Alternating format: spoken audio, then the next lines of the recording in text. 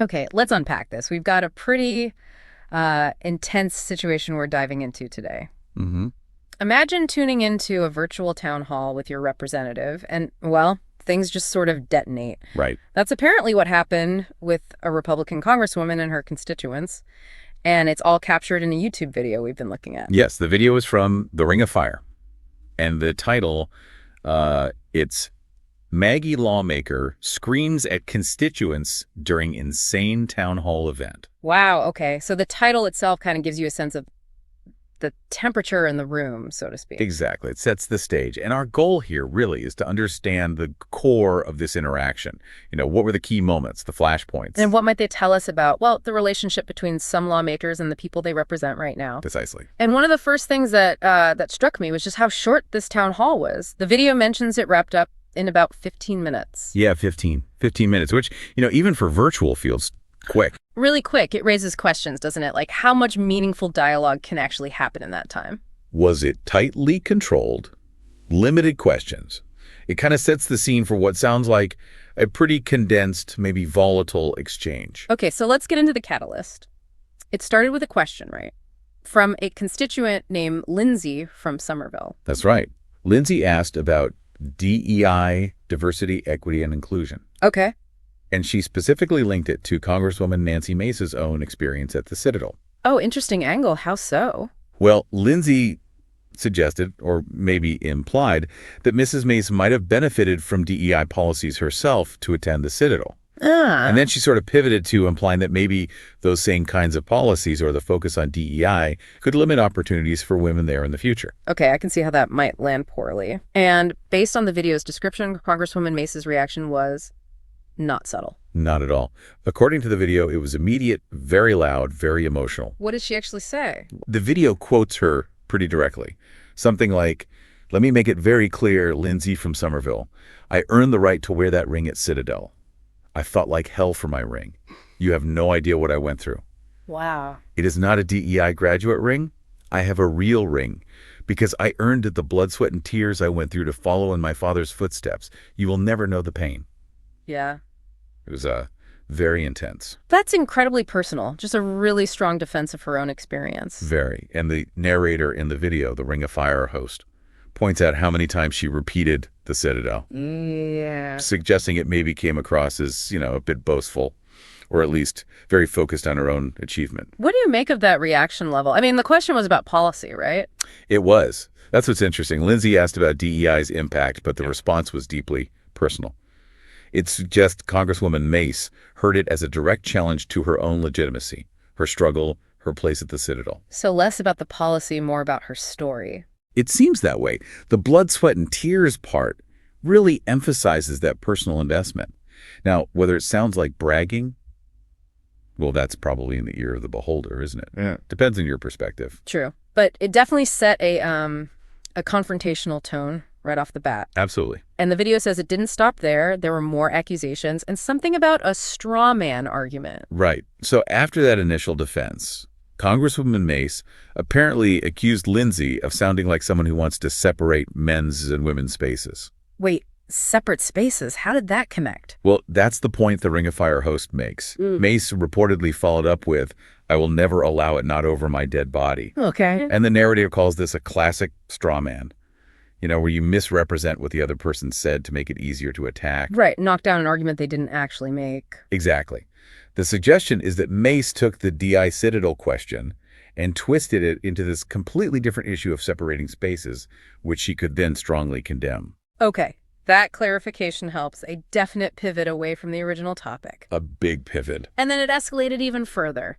The video mentioned a threat to withhold support. Yeah, that's apparently the next step. The Congresswoman is quoted saying something like, "If that's what you want, Lindsay from Somerville, I will not help you. I will not support that pit." I think that is disgusting. Disgusting. Wow. To a constituent? That's the report. And then she apparently labeled Lindsay part of the far left and someone who doesn't get toughness. So, piling on the labels there. And one more jab suggesting Lindsay might be a fake town haller. Someone who, avoids in-person events but shows up for these fake virtual ones. A fake town haller. That's a new one. Lots of strong language being thrown around. Very strong. Disgusting, far left, fake, It's quite the response to a policy question. And this is where the Ring of Fire host brings in that other story about toughness. Yeah, the narrator throws in a bit of sarcasm there.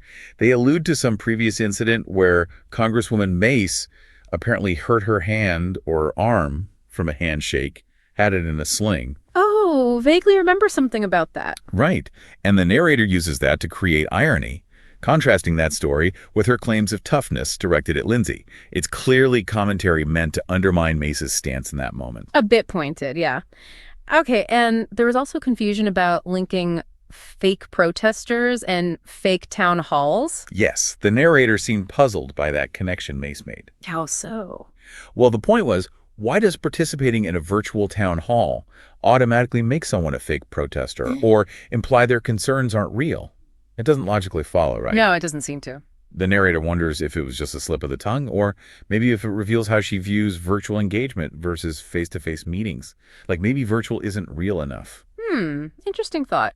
It does sound like a bit of a strange connection to make. Yeah, a bit of a leap. Now, the video also brought up another town hall for context, didn't it? Another Republican, but in person. It did.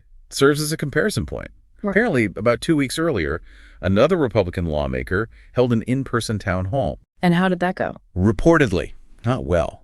Lots of boos, jeers, a really negative reception from the crowd. So much so that the lawmaker ended up leaving the event early. Oof. Okay.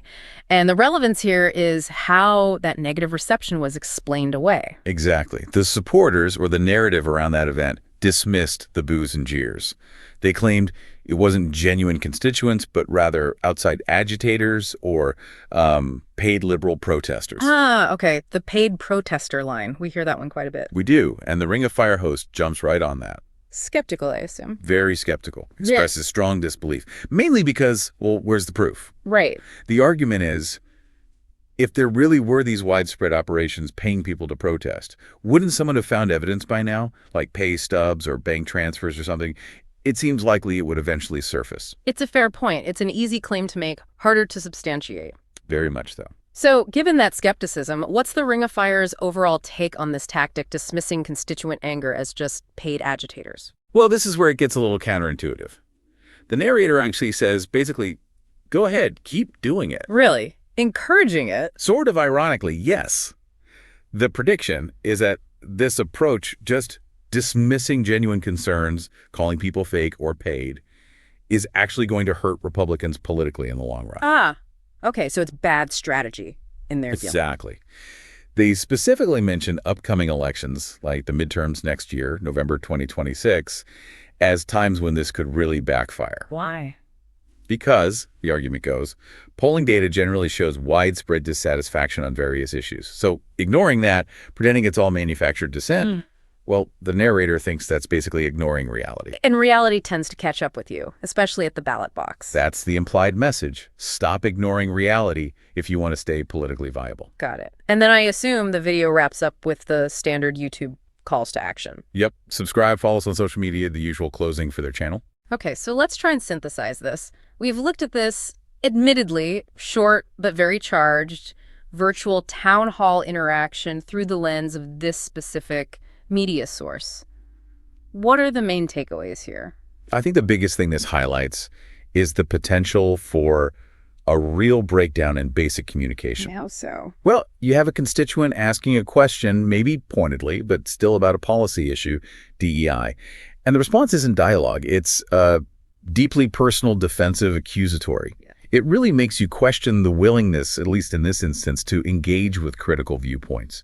Or maybe the tendency to immediately categorize someone asking a tough question as an enemy, far left, fake. Suggests a real disconnect, maybe, between addressing the concern versus attacking the person raising it. Absolutely. It's quite a stark picture painted by the video, isn't it? Sure. Constituent asks about policy, gets called disgusting, threatened with non-support. And then you have the media outlets layer on top, framing the reaction as aggressive, maybe out of touch, and pushing back hard on that paid protester narrative. Right. It just underscores the incredibly polarized environment we're in. Disagreements escalate so fast into personal attacks, into dismissing the other side entirely, instead of, finding some common ground or at least having a civil discussion. Yeah, productive conversation seems miles away in that description. Miles away. So that leaves us with something to think about, doesn't it? After looking at this specific example, what does this kind of exchange really suggest about the bigger challenges facing political discussion, political representation right now? Well, the big question. It is. How can constituents and the people elected to represent them actually talk to each other, especially when they disagree strongly? What would an ideal interaction look like? One that actually strengthens democracy instead of, Yeah. well, instead of whatever that town hall was.